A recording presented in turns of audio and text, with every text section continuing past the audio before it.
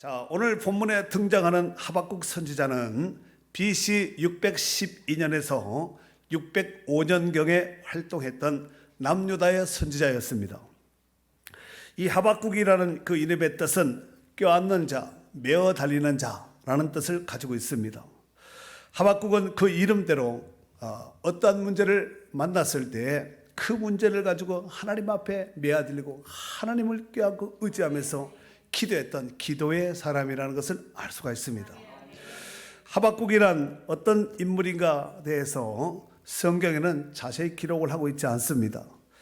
유대 전승에 의하면 그는 레위인이었고 그의 아버지 이름은 예수였다고 합니다. 그렇다 해서 예수 그리스도를 얘기하는 것이 아니라 이제 구약 얘기하는 거예요.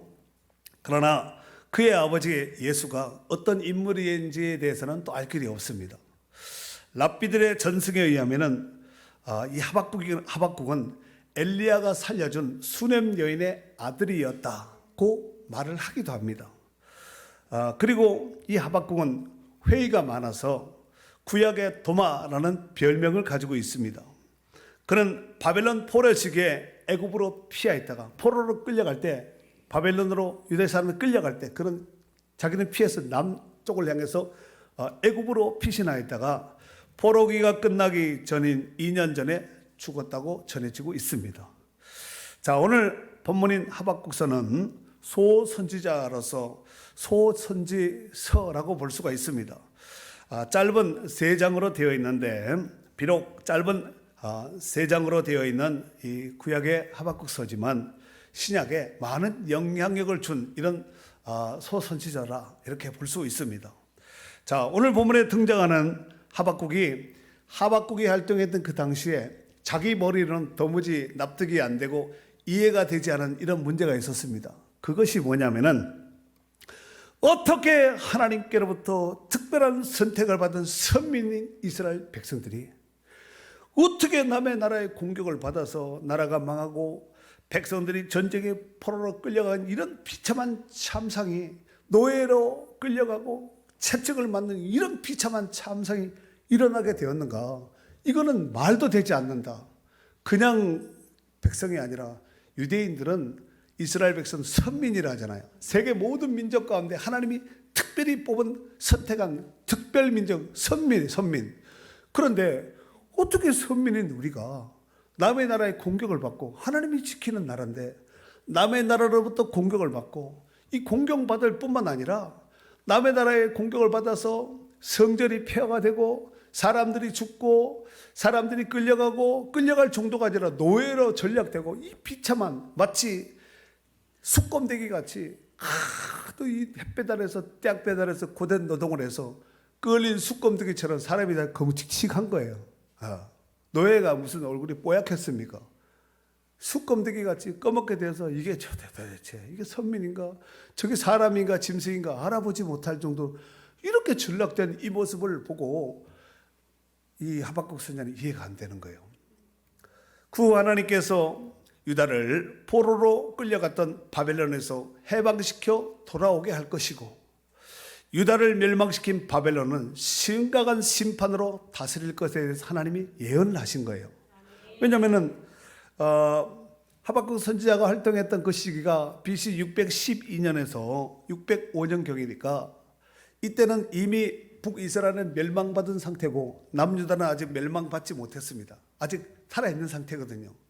그런데 남유다 멸망은 BC 586년입니다.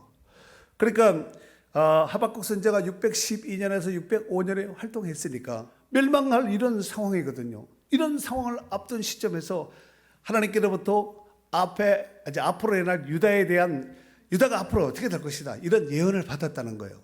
그 예언을 받았을 때 지금은 일어나지 않았지만 지금은 북이스라엘만 멸망을 받았지만 남유다는 건재하거든요. 그런데 북이스라엘의 뒤를 이어서 남유다도 조만간에 북이스라엘의 전차를 그대로 밟게 될 것이다. 이 지금 경고의 메시지를 지금 하박국이 받았다는 것이에요. 그래서 어떻게 우리에게 그런 일이 일어날 수가 있냐? 어떻게 성전이 회파될 수가 있고 포로로 끌려갈 이건 있을 수가 없다. 그 이해가 안 됐다는 얘기입니다. 자, 그 내용 가운데서 오늘 메인 본문 3장 1절 2절 다 같이 한번 읽도록 하겠습니다. 읽습니다. 시작. 시기 온 옷에 맞춘 선지자 하박국의 기도라. 여호와여, 내가 주께 대한 소문을 듣고 놀랐나이다. 여호와여, 주는 주의 일을 이 수년 내에 부응하게 하옵소서. 이 수년 내에 나타내시옵소서. 진노 중에라도 긍휼을 잊지 마옵소서. 그래요. 아멘. 오늘 본문의 하박국은 하나님께서 장차 일어날 남유다의 멸망, 바벨론, 그러니까 바벨론에서 멸망당할 것과 그 다음에 예루살렘 성이 불탈 것에 대한 이런 이제 경고의 메시지를 받고 하나님 앞에 놀라워하면서 하나님 앞에 기도한 것이 바로 오늘 본문의 내용이에요.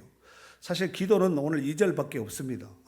하옵소서 하고 이제 기도한 것인데, 여기 1절에 시기 온 옷에 맞춘 선지자 하박국의 기도라 이렇게 시작하고 있지요. 이 시기 온 옷이라는 것은 악기 중에 수금을 지칭하는 것으로 이렇게 추정하고 있습니다. 악기 중에서 다윗이 잘 켰던 수금 있잖아요. 예. 그리고 여기 보면은 2절에 여호와여, 내가 주께 대한 소문을 듣고 놀랐나이다 그랬습니다. 이 놀랐다라는 말을 야레라는 단어를 쓰는데 두려워하다, 무서워하다, 경외하다 이런 뜻을 가지고 있습니다. 그렇다면은 하박국 선지자는 무슨 소문을 들었기에 그리 이와 같이 놀라워했을까요? 유다가 징벌받고 멸망받을 것이다. 나라가 망할 것이다. 예루살렘의 성이 회파되고 불타서 사라지게 될 것이다. 이 소식을 듣게 되었다는 것입니다. 왜 이런 현상이 발생되었는가? 어쩌다가 가만히 있는데 그렇게 한 것이 아니고, 하나님을 잘 경외하고 하나님을 잘 섬겨도 이런 일이 발생된 것이 아니고, 그들은요 북이스라엘의 전차를 그대로 밟습니다. 북이스라엘이 멸망했던 그 결정적인 키가 뭐냐면 우상 숭배와 불순종이거든요. 음행이거든요. 그런데 남유다는 북이스라엘이 멸망한 그 모습을 보면서 남유다는 어떻게 되겠어요? 저렇게 하면은 얻어 터지고 심판받고 비참해지는구나, 나라가 망하는구나, 저렇게 하지 말아야지, 이렇게 해야 되잖아요. 그래요, 안 그래요? 근데 그거보다 업그레이드 해가지고 더 타락해서 더 음행하고 더 불순종하고 더 우상 숭배하고 이렇게 타락한 것이에요. 그러니까 망할 사람은 망할 짓을 하는 거예요. 복 받을 자는 꼭 보면은 복 받을 짓을 해요. 하지 말라고. 그만큼 예레미야나 이런 선지자를 통해서 하나님이 미리 사인을 줬고, 언지를 주의 종을 통해서 당신 그렇게 하면 안 된다. 안 된다. 망한다. 심판받는다. 경고다. 마지막 경고다. 있는데 신경도 안 쓰는 거예요. 결국은 하나님 말씀대로 그대로 성취되었죠. 두 번째, 2장 4절에서부터 20절에 보면은 유다를 징계의 도구로 삼았던 바벨론을 하나님이 심판하겠다는 거예요. 그러니까 이런 거죠. 유다의 잘못을 보고 하나님이 심판하겠다 했는데 계속해서 경고를 무시하고 계속해서 불순종하고 음행하고 또 우상 숭배한 거예요. 그래서 바벨론을 들어서 징계한 거예요. 그리고 2단계는 유다를 쳤던 이 바벨론을 하나님이 징계하고 심판하겠다는 거예요. 바벨론의 입장에서는 억울할 수 있습니다. 할 수 없어요. 하나님의 주권이기 때문에 할 수 없어요. 바벨론은 하나님이 들어쓴 도구예요, 도구. 이스라엘을 징계하기 위한 심판의 도구로, 막대기로, 짝대기로 바벨론을 하나님이 들어쓰신 겁니다. 이해가 되시겠죠? 자, 그렇다면은 이 하나님의 경고의 메시지를 들은 하박국 선지자가 받은 충격, 16절 시작. 내가 들었으므로 내 창자가 흔들렸고 그 목소리로 말미암아 내 입술이 떨렸도다. 무리가 우리를 치러 올라오는 환난 날을 내가 기다림으로 썩이는 것이 내 뼈에 들어왔으며 내 몸은 내 처소에서 떨리는도다. 아멘. 한번 보세요. 내가 들었을 때 내 창자가 흔들렸다는 거예요. 창자가 흔들렸고, 그 다음에 그 목소리로 하나님 말씀으로만 내 입술이 팍 떨렸다는 거예요. 세 번째, 무리가 우리를 치러 오는 환난을 내가 기다림으로 썩이는 것이 내 뼈에 들어왔으며, 뼈가 썩은 거야. 이 소식을 듣고. 여러분, 충격이 뼈가 썩을 정도의 충격이 보통 심각한 것이 아니잖아요. 그 다음에 마지막, 내 몸이 내 처소에서 떨린다.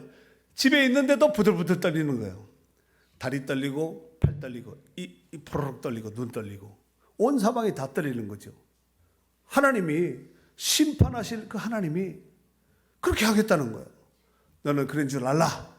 이랬을 때 하박국 선지자가 창자가 떨리고 입술이 떨리고 뼈가 썩고 집에 있어도 살이 떨릴 정도로 이런 큰 충격 데미지를 입은 거예요.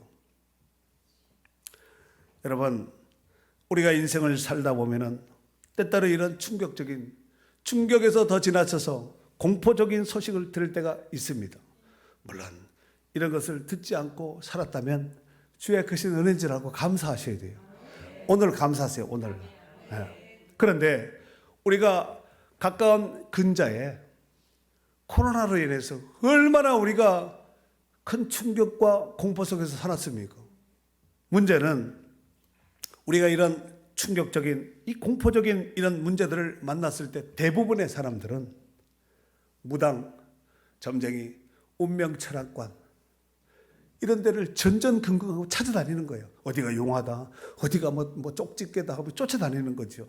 그러나 거기에는 분명히 제가 말씀드릴게요. 길도 없고 답도 없습니다. 오히려 악한 귀신들에게 더욱 시들려서 그 영혼이 결국은 파멸의 길로 달려갈 수밖에 없습니다. 그렇다면 이런 문제들을 만났을 때 우리는 믿는 성도들은 도대체 어떻게 해야 될까요? 바로 그때 죄에 빠진 인생들을 부르시는 사인으로 하래요. 하나님의 사인.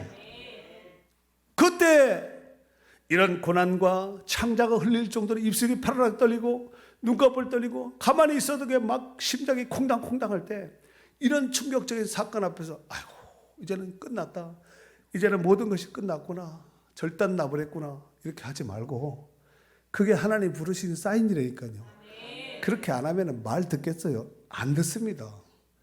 마태복음 11장 28절에 보면은 수고하고 무거운 짐진 자들아 다 내게로 오라.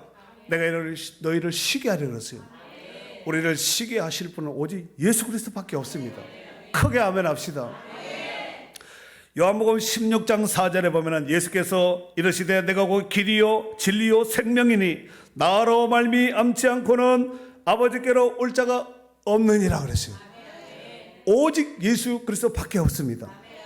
에스겔서 18장 21절에 보면은 그러나 악인이 만일 그가 행한 모든 죄에서 돌이켜 떠나 모든 율례를 지키고 정의와 공의를 행하면 반드시 살고 죽지 아니할 것이라 그랬어요. 일단은 돌아온 다음에 뭐 이렇게 꾸중을 듣든가 벌금을 물든가 해서 일단 돌아오는 게 첫 단추입니다. 사랑하는 성도 여러분, 오늘 본문의 하박국 선지자는 하나님으로부터 앞으로 일어날 이 어마무시한 이런 충격적인 예언의 말씀을 듣고 충격에만 빠져 있지 않고 하나님 앞에 소망 두고 소원 두고 하나님 앞에 기도했다는 거예요. 아까 하박국이라는 그 뜻이 뭐라 그랬죠? 뜻이 매달리는 자, 껴안는 자. 하나님을 의지하고 하나님께 매달리고 하나님을 껴안아서 알아야 되는데 세상에 매달리고 주술 우상에 매달리면 안 돼요. 하나님을 매달리고 하나님을 의지하고 나갈 수 있는 기회가 되어야 될 줄로 믿습니다. 그러면서 그렇게 기도했다는 거예요. 자, 2절 한번 다시 한번 보십시오. 여호와여 내가 주께 대한 소문을 듣고 놀랐나이다. 이게 놀란 것이 그냥 깜짝이야 이 정도가 아니라는 거예요. 막 아까 했잖아. 막 입이 떨리고 창자가 떨리고 뼈가 막 썩을 정도로 이렇게 충격적인 데미지를 입은 거예요. 자, 그런데 그 뒤에 보니까 여호와여 주는 주의 일을 이 수년 내에 부응하게 하옵소서.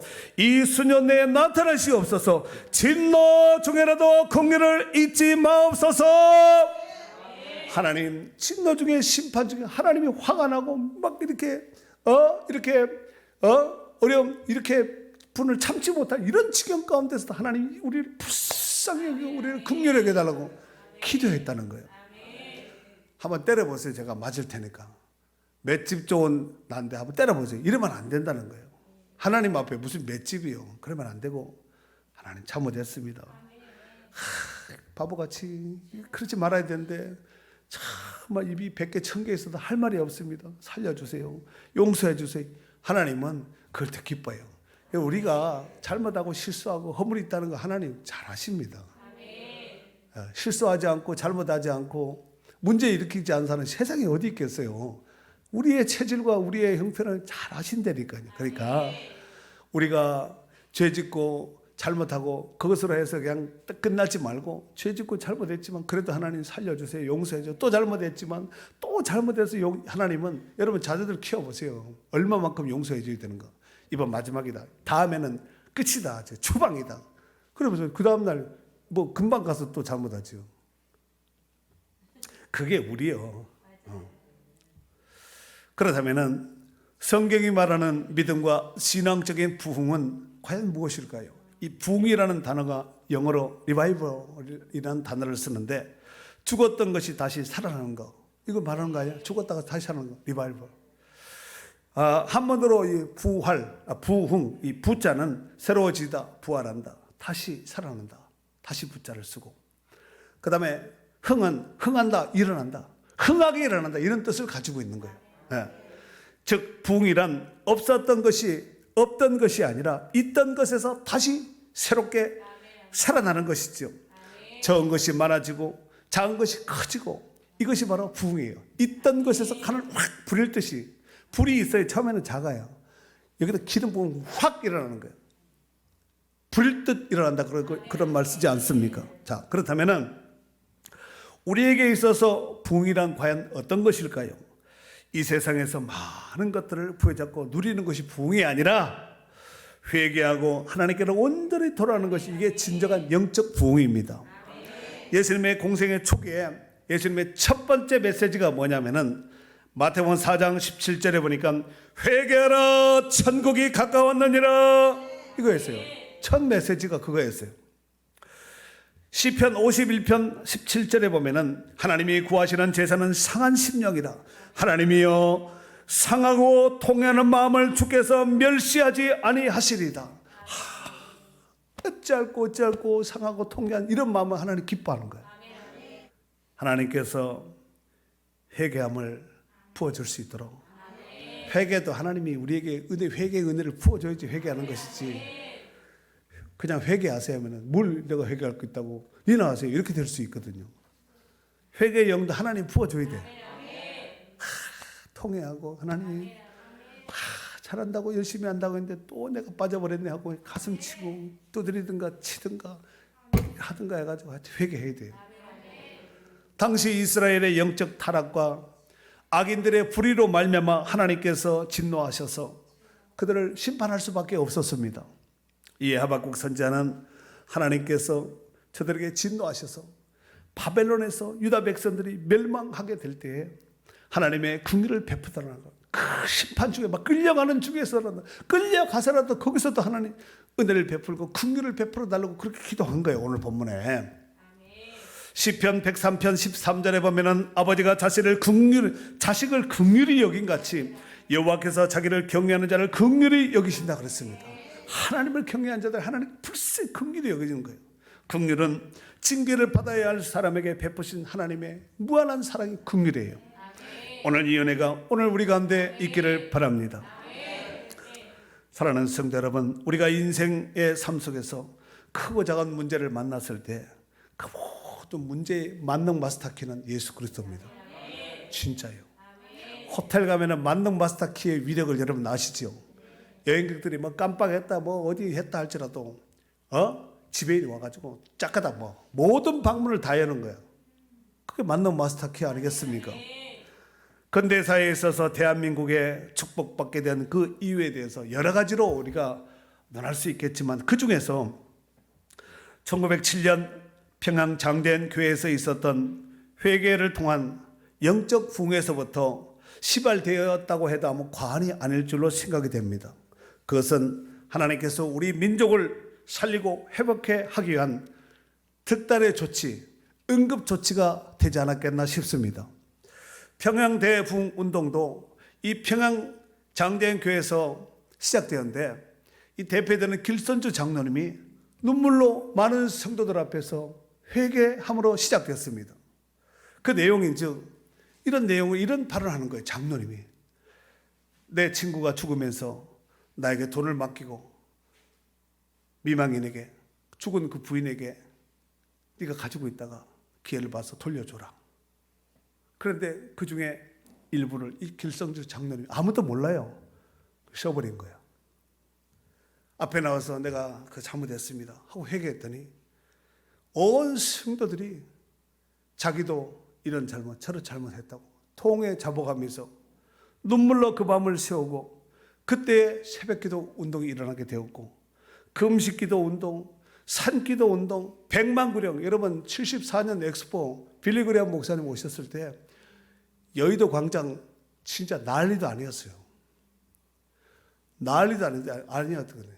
저도 그때 우리 할머니 따라 갔다 시골에서 여의도 순복에 처음 갔어요. 그때 세상에 시골에서 사람들 조금 보다가 사람이 그렇게 많이 모인 거 태어나서 처음 봤어요. 한꺼번에 100만 명이 넘게 모였다고 그래요. 여러분 요즘 뭐 데모 한다고 뭐 이래 하지만 100만 모이는 게 쉽지 않습니다. 이 놀라운 부흥이 절망에 빠지고 더 이상 소망 없는 이 민족에게 하나님의 꿈과 희망을 심어준 그 기폭제, 마중물 같은 그 물이 이런 회개를 통해서 시작되었다는 것입니다. 당시 민족의 지도자들 또 각계각층의 지도자들이 이런 말을 했죠.